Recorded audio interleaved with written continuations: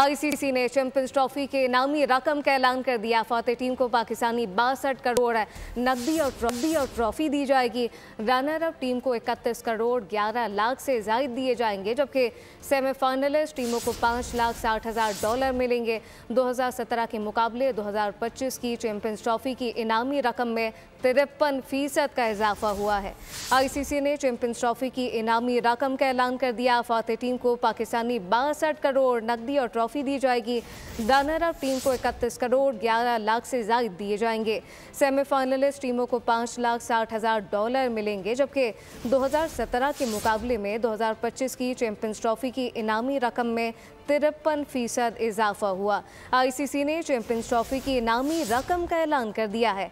फतेह team को पाकिस्तानी 62 करोड़ नकदी और ट्रॉफी दी जाएगी। सब्सक्राइब करें और बेल दबाएं ताकि कोई खबर रह न जाए।